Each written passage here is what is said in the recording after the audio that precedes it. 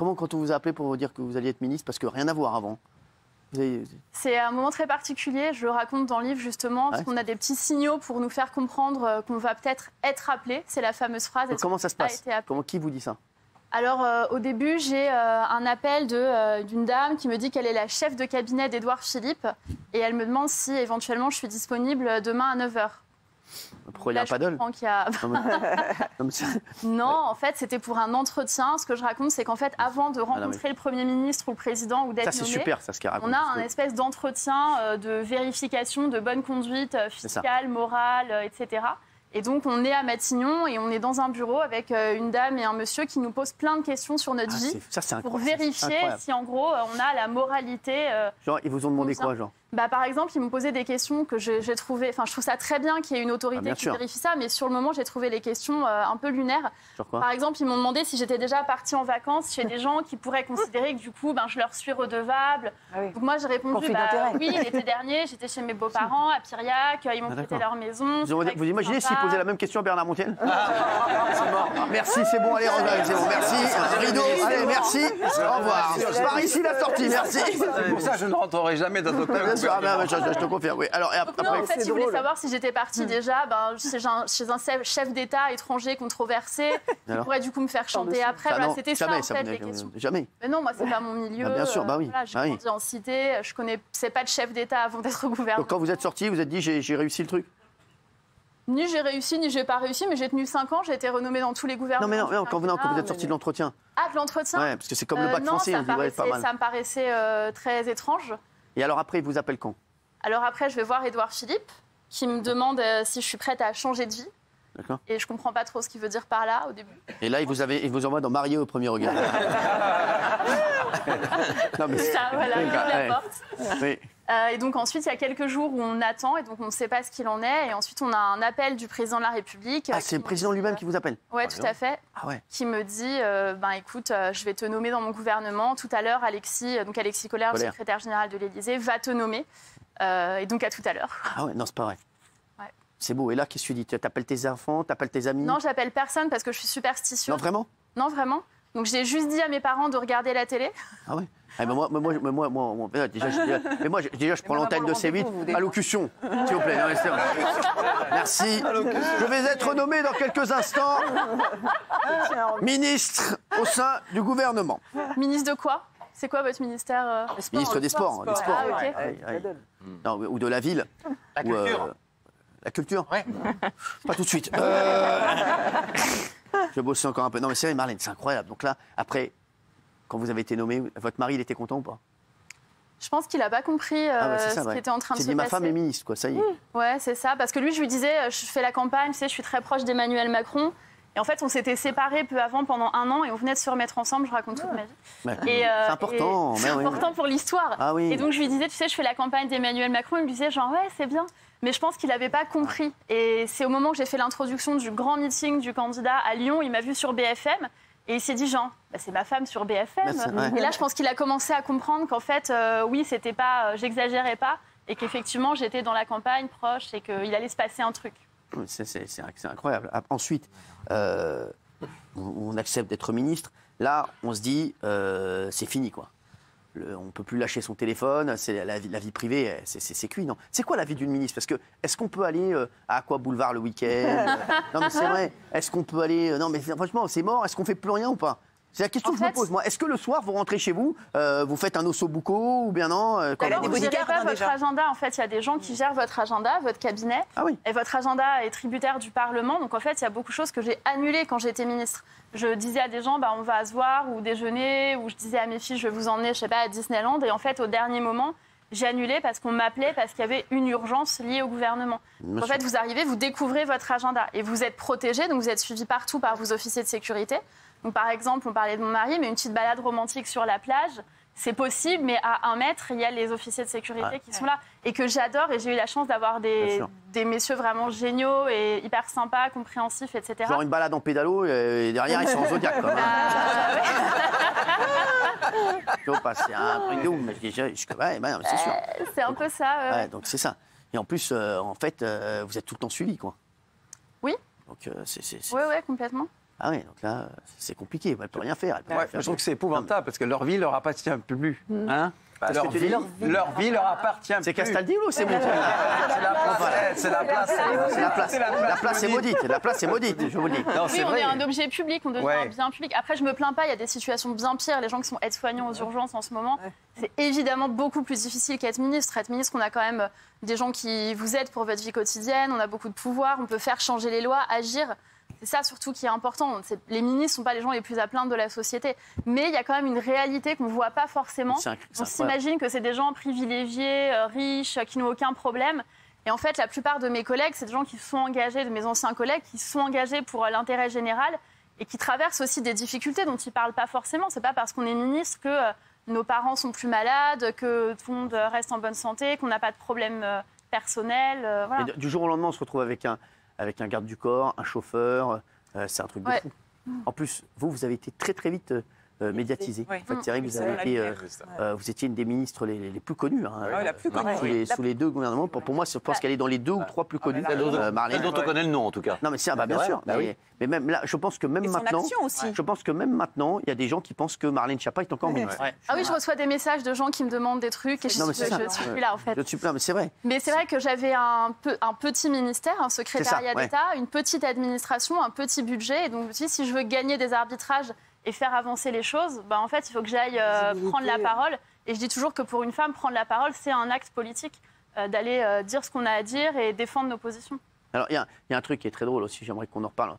Parce que c'est vrai qu'on n'en a jamais parlé ensemble. C'est vrai que nous, la première fois qu'on s'est rencontrés, c'était à la suite d'une polémique sur Touche pas à mon Mais poste. oui, Et vous m'aviez, on ne dit pas convoqué, mais vous m'avez convié au ministère.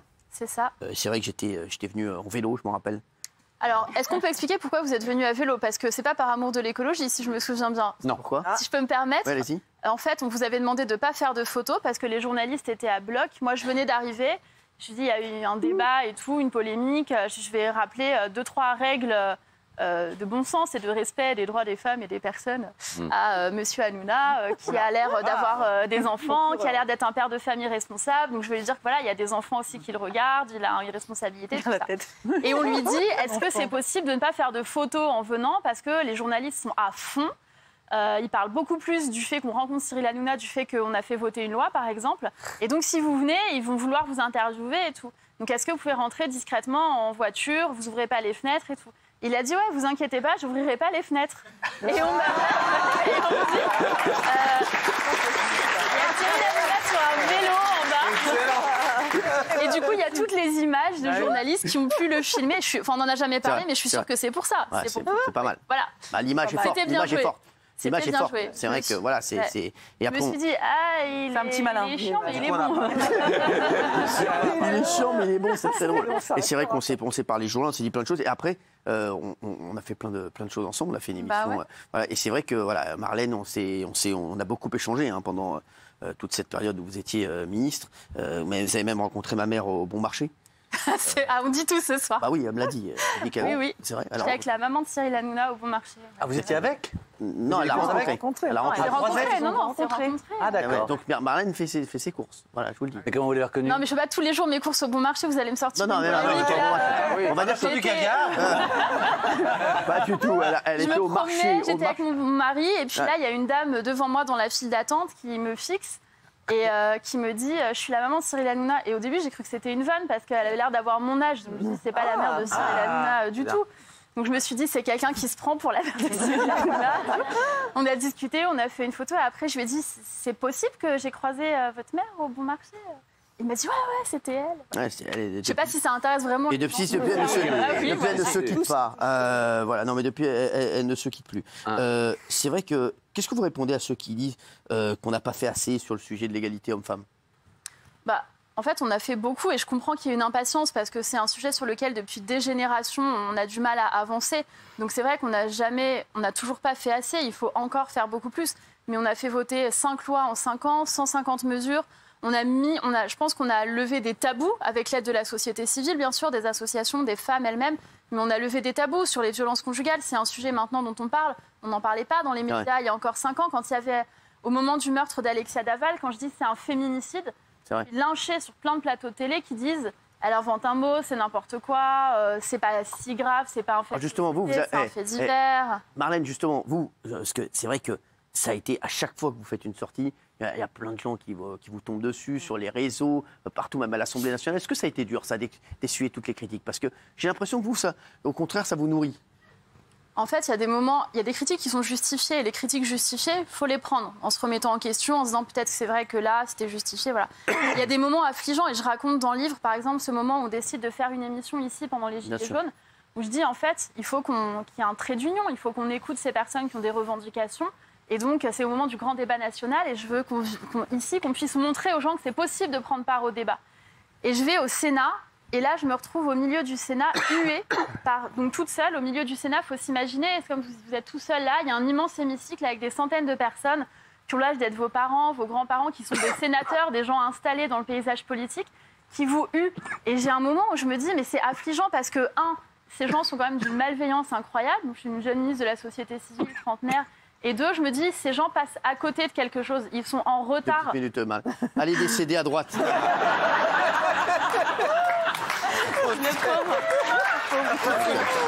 Il a pris un coup de chaleur. Rien, c'est un chroniqueur qui va nous quitter sur rien de show must go on.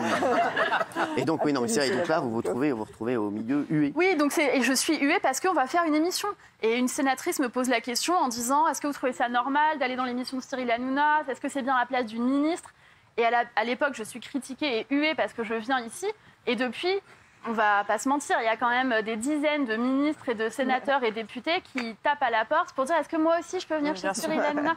Quand je dis que vous allez faire l'actualité du débat politique pendant la présidentielle, pareil, n'importe quoi, Hanouna c'est du show, c'est pas de la politique, il fera pas des débats de présidentielle. Quelle est l'émission de débat présidentiel qui a eu le plus de retentissement? C'est ici, c'est Face à Baba. Donc je suis navrée de constater que j'ai eu raison trop tôt en fait. Ouais, mais il faut que vous soyez directrice des programmes. Oui. Bernard, meurs en silence, bordel, Tu fais chier tout le monde, on est qu'une ancienne ministre là. Le pauvre. Meurs à 100 mètres. Non, je voudrais qu'on respecte Bernard Montiel parce que pour ma génération, c'est quand même Patrick de Sous le Soleil. Oui, c'est vrai.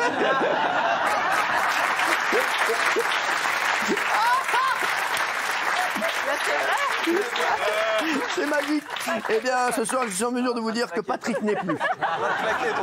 Oui, Mathieu. Je pose une question. Quand vous venez ici justement parler des Gilets jaunes, à ce moment-là, personne n'en parle. Vous piquez un peu la vedette au gouvernement. C'est là que moi, je vous découvre et beaucoup de Français aussi. Est-ce que du coup, vous demandez l'autorisation au Premier ministre, au président? Vous venez comme ça? Comment ça se passe? Est-ce que vous devenez la star à ce moment-là?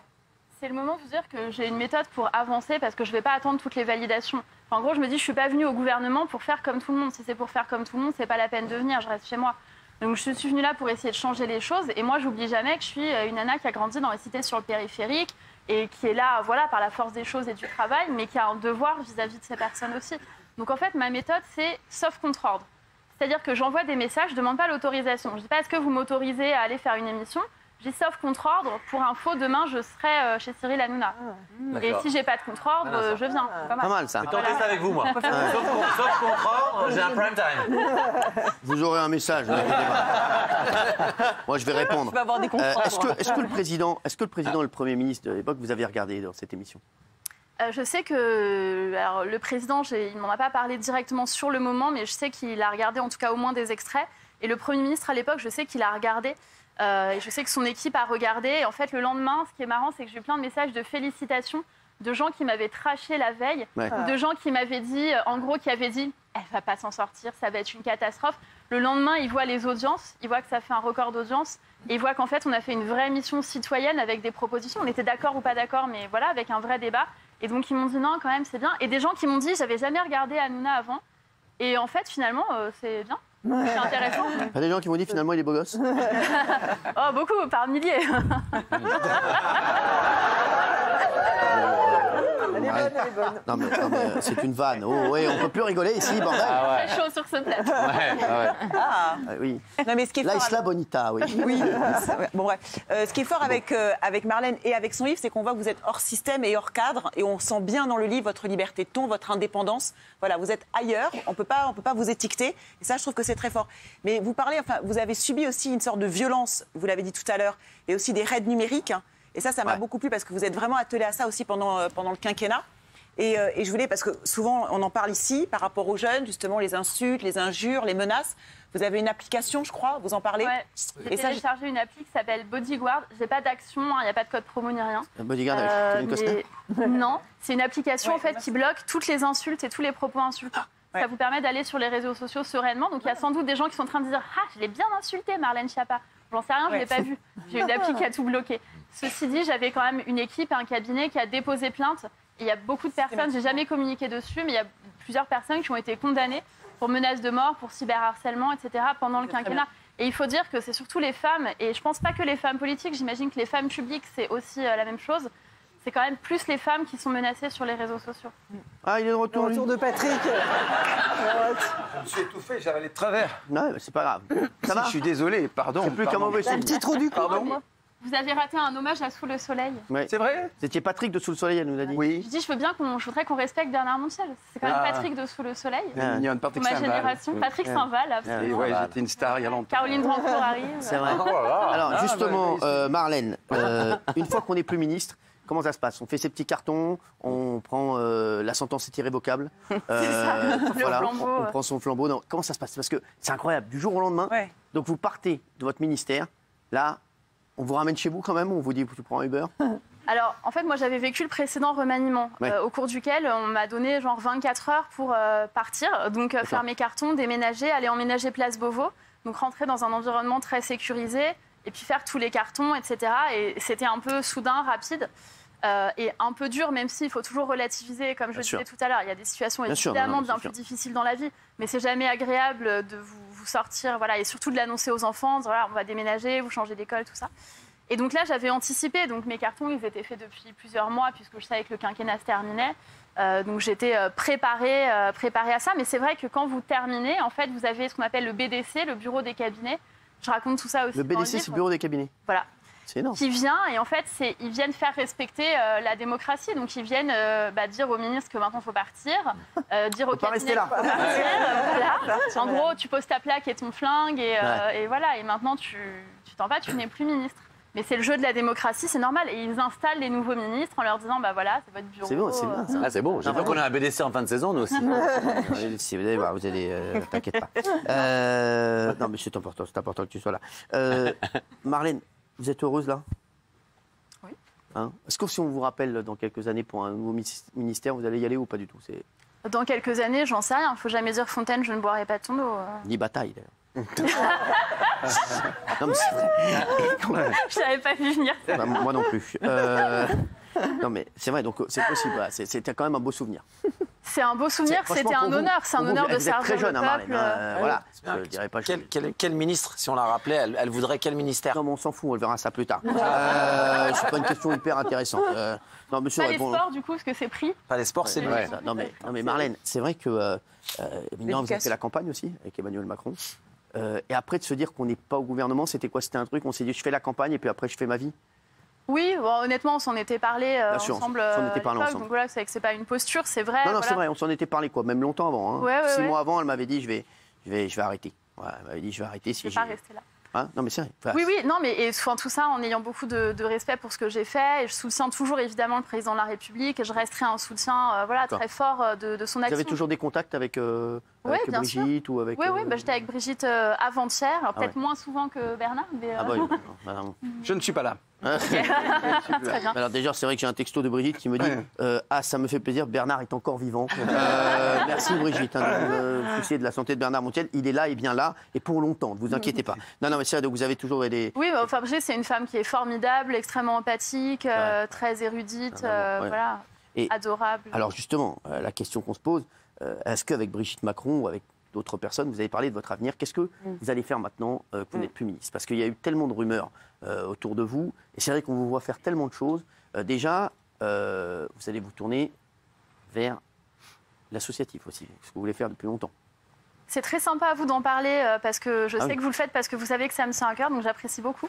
Et effectivement, oui, mon principal projet, si je peux le dire de la sorte, c'est Sûr. que donc là, j'étais à New York la semaine dernière, j'étais à l'ONU pour présenter mon projet, que la place des femmes dans la société, ça reste ma cause. Je présidais 10 ans une Bien association sûr, avant d'être c'est ce que vous ministre. faisiez avant. Je veux dire, elle n'est pas arrivée ministre de oui. l'égalité homme-femme voilà, comme ça. C'est vraiment, ça a été, c'est ce que vous faisiez avant, c'est ce que vous allez refaire maintenant. Exactement. Voilà, Donc, je suis en train de monter une structure avec une équipe qui a pour but d'améliorer l'égalité femmes-hommes en entreprise et puis dans la société de façon générale. Donc ça, c'est le gros projet sur lequel j'ai travaillé avec l'ONU en partenariat notamment, mais aussi avec des expertes, voilà.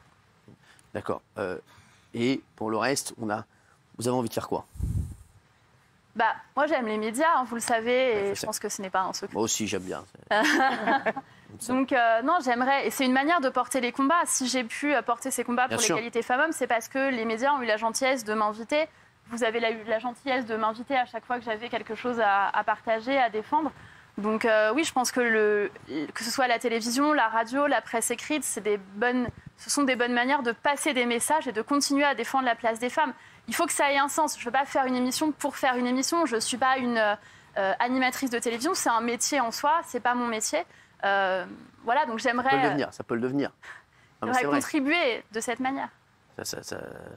Vous avez des questions à poser à Marine? Oui. Est-ce que vous aimeriez être produite par Cyril Hanouna si vous animez une émission? Oui. Oui, dans la mesure... Non, mais moi, je mais vais laquelle après? Alors, je vais vous dire honnêtement, une des choses qui me caractérise, et je pense que les gens le voient dans... On peut dire la vérité avec Marlène. On s'est vu il y a longtemps. Hein. Moi, ça fait des années que je lui dis... Comme ça, je dis la vérité. Ça fait des années, mais je savais qu'elle allait être au gouvernement, même lors de son premier ministère. Après, je savais qu'elle allait certainement aller ailleurs, voilà, qu'elle allait continuer la vie politique. Je lui avais dit, pour moi, tu as un talent et je pense que tu devrais te tourner vers les médias après. Et je lui ai toujours dit, hein, c'est vrai que voilà, je vous l'ai toujours dit, après je lui ai dit, après tu travailleras avec qui tu voudras.